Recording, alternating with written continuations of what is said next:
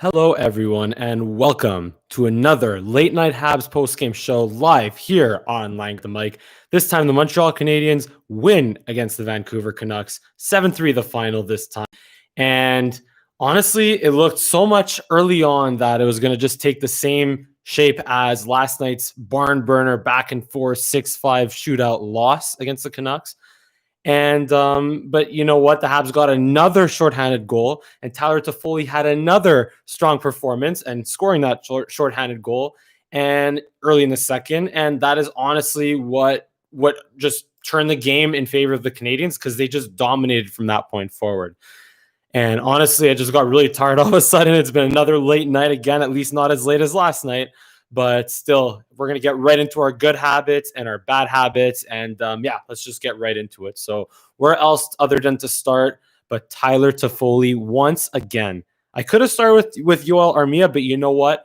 In honor of Toffoli getting a hat trick last night and against his former team, of course, and again tonight with 2 goals and 1 assist, right in the first 90 seconds of the hockey game.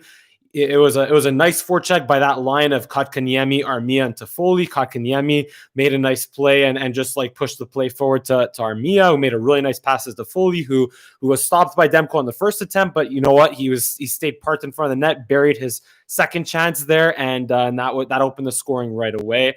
And it was just a really strong start. And then obviously there was the next. Also not to mention the fact that he caused the turnover on the Yoel Armia goal, and he set him up there. So he caused the turnover, fed Armia, who had a really nice shot to Thatcher Demko's glove side. And then, of course, like I said, at the beginning of the second period, that Joel Edmondson hit, or that penalty at the end of the first, which in my mind was a really soft call, which I'll get into in a little bit. Just a really nice, just a breakaway, a nice pass from Armia in the neutral zone, speed up the wing, and just a really nice finish on the forehand. Just completely had Demko beat. Finished with a nice play on the forehand, and like I said, that was the turning point of this hockey game, because the Habs just dominated from there on out. And you know what the crazy thing is? Tyler Toffoli could have had even more goals than he scored tonight. He could have had a hat trick in back-to-back games easily, because he had 6 shots on goal. So, yeah, just another really strong performance from Tyler Toffoli. And don't forget about the fact that a lot of Habs fans were complaining that Toffoli was disappointing because he wasn't finished anything in the first couple of games. Well, guess what? He exploded in this game, and he exploded in last game. And who knows, maybe he'll have another big game on Saturday night again. We'll see. Next, Yoel Armia, of course. Yoel Armia led the team in points, of course, 2 goals, 2 assists. And I feel like he really, really woke up halfway through yesterday's game. He had an assist, by the way, yesterday. I should have mentioned him as one of my good habits yesterday, but I'm going to mention him now.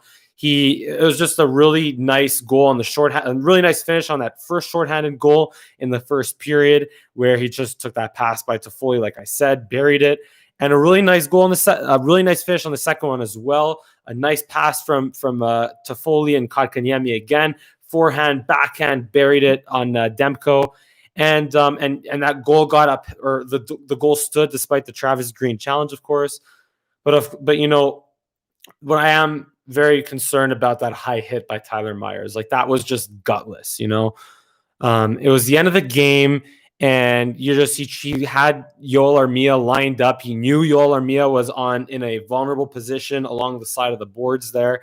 And he just lined him up and he was just looking for blood on that play. And it's a good thing he got the game misconduct, and I hope he gets suspended for it. And I'm glad that the Habs got the power play goal there at the end to put salt in the wound and just really bury the Canucks there at the end, because that's what you get when you take a 5-minute game misconduct penalty like that and are stupid. So anyway, stick with the good habits for now. Jesperi Kotkaniemi in the same breath, on that line, of course, he had the really nice pass on the Armia second goal, like I mentioned, and also he could have scored. He had a really nice play on the power play there, where Demko made a really nice save on the doorstep. He was backdoor on his forehand.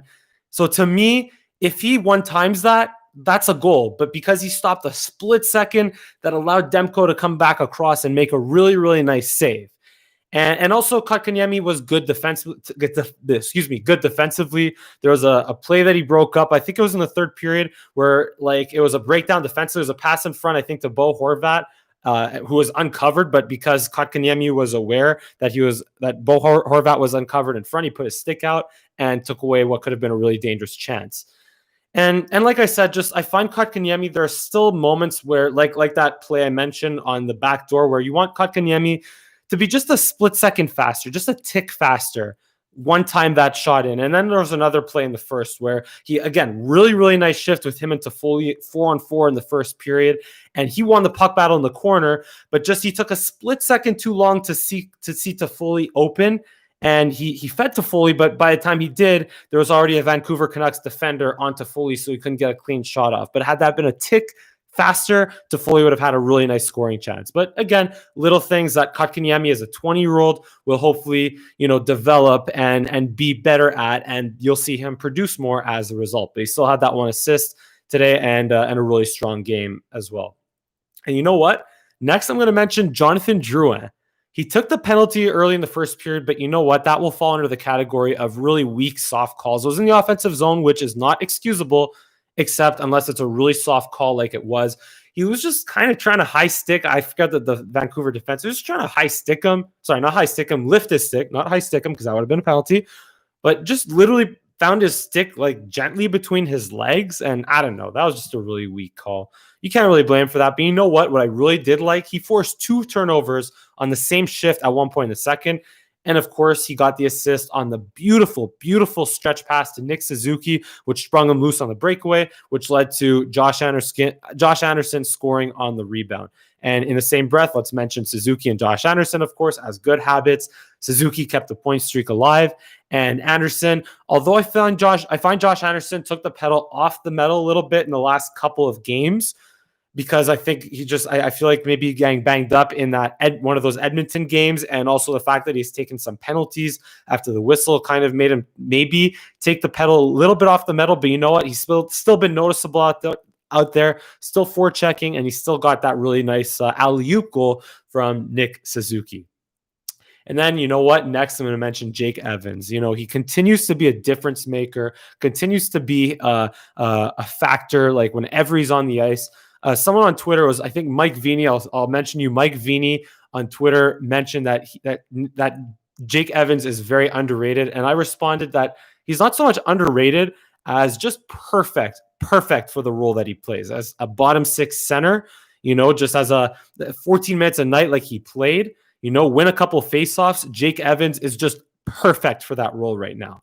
And even drew a penalty, by the way, in the early in the first period. And of course, he had the goal. I think it was 7 seconds after the Josh Anderson goal late in the second period there, where Byron just completely burned the Canucks on defense and won the puck battle in the corner, fed it right out in front. In the blink of an eye, Evans was there with a really nice finish. And by the way, Evans, I've been kind of criticizing him for his inconsistency in the faceoffs, especially in the first game. He won 8 faceoffs tonight. So another awesome game from Jake Evans, who just brings it every single night, which is great to see.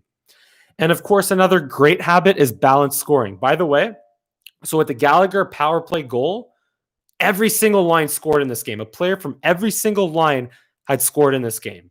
The Kotkaniemi line, of course, with the dominant performance from Tyler Toffoli, the Gallagher line on the power play, the Suzuki line, the Evans line, they all scored goals in this one. And with the Ben Sherratt assist on said Brendan Gallagher goal, every single Canadiens player that has been active in the lineup through the first 5 games now has a point. Balanced scoring, good depth, exactly how Marc Bergevin built this team, exactly how Claude Julien has been coaching this team, of course. Credit to Claude Julien for that as well. Using his players effectively in a nice balanced manner and putting them in positions to succeed in these games. This is how, when you build a team on depth, this is how you win games. And it showed again tonight with every line registering a goal.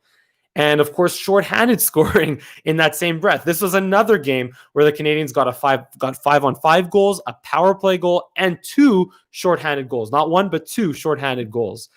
I think like I mentioned, that's 4 shorthanded goals the Habs have through 5 games. I don't know if that's a record or what, but anyway, really outstanding.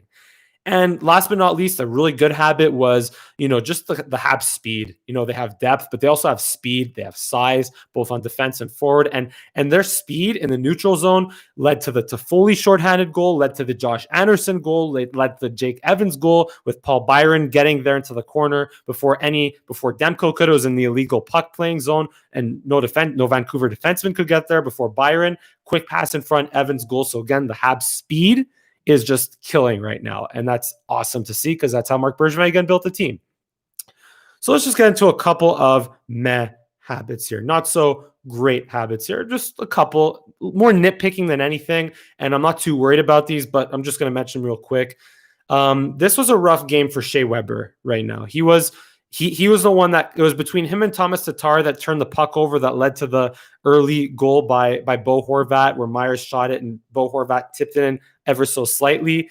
And here's the thing I question with Shea Weber right now. He took a slap shot that just completely stung Paul Byron in the foot. By the way, I hope Paul Byron's okay. I think he came back to play after that, but anyway, I'm not so sure. But regardless, I question not so much how good Shea Weber's shot is, but how efficient it is. Because, when it gets to the if it gets to the net, obviously it's a great scoring chance. But how often does it really get to the net?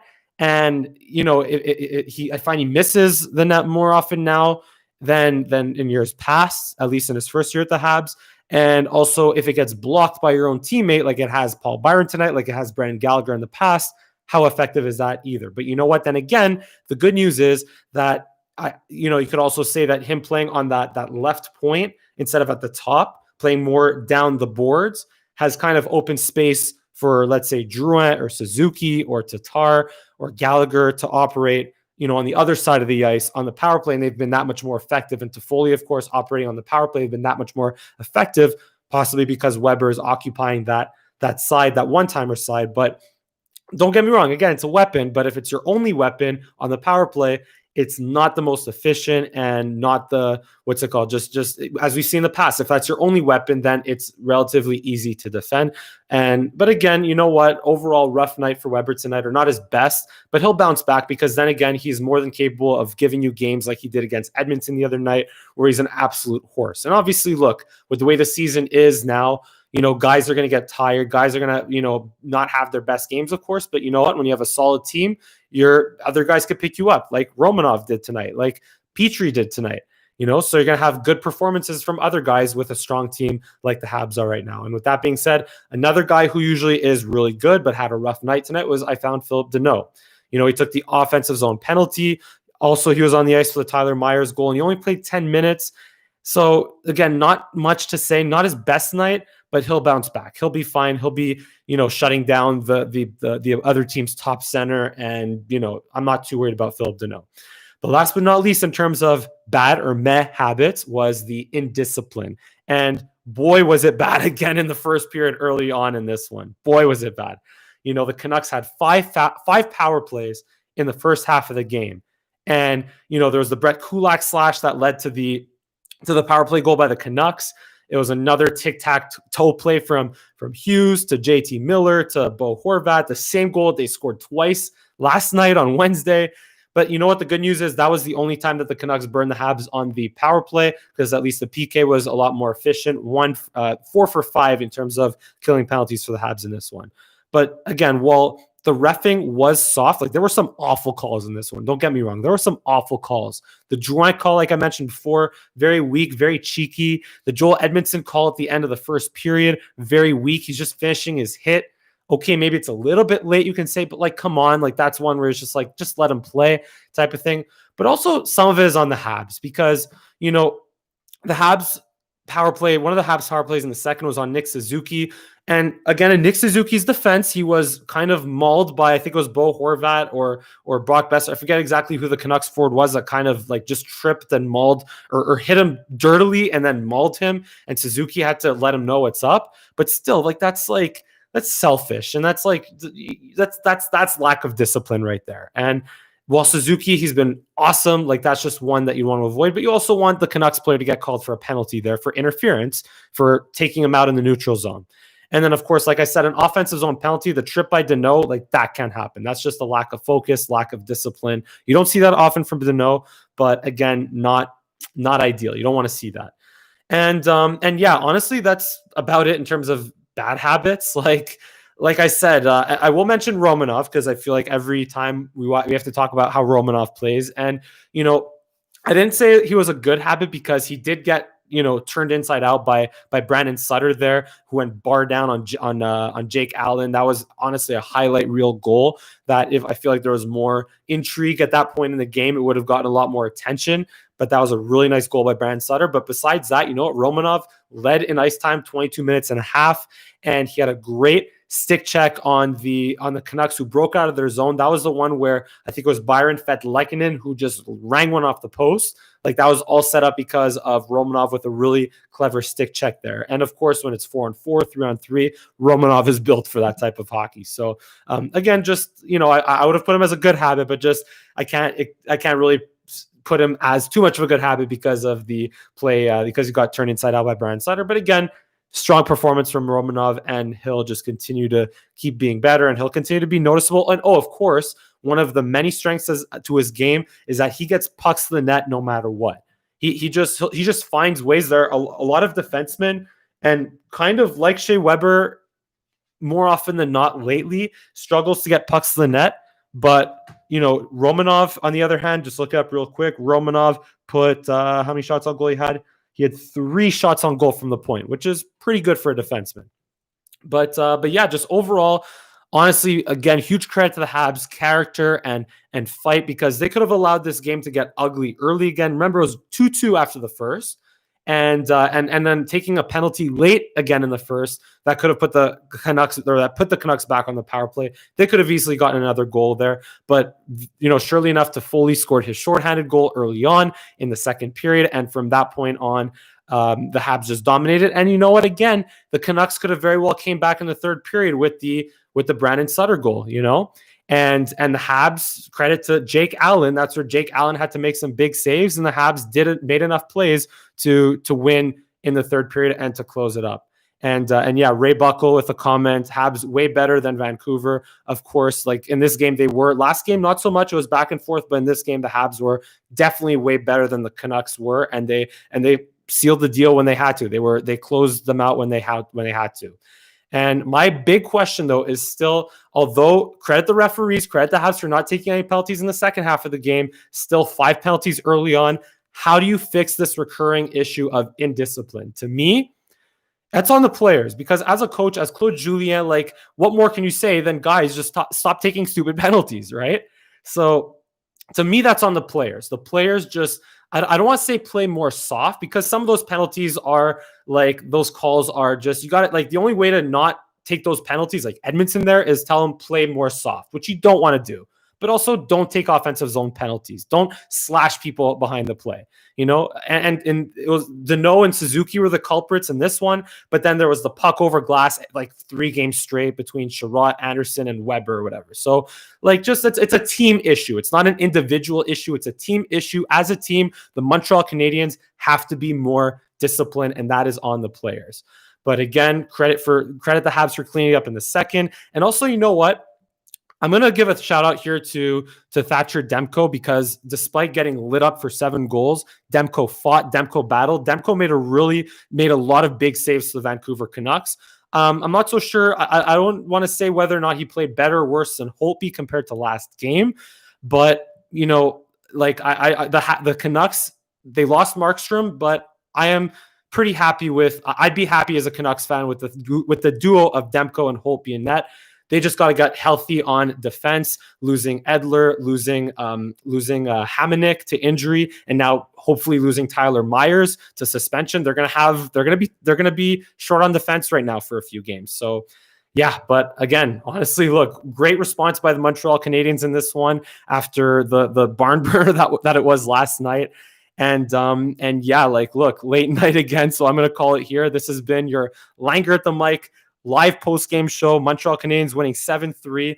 And of course, they're right back at it against the Vancouver Canucks on Saturday night. But if you enjoyed this show, Give a big thumbs up on this video, subscribe to my channel, and of course, leave a comment on what you think of the Habs performance, what you loved, what you didn't like, and I'll respond and maybe even address it in my next video. But this has been a Langer at the Mic live Habs Canucks postgame show. Thank you so much for watching. We'll see you again next time.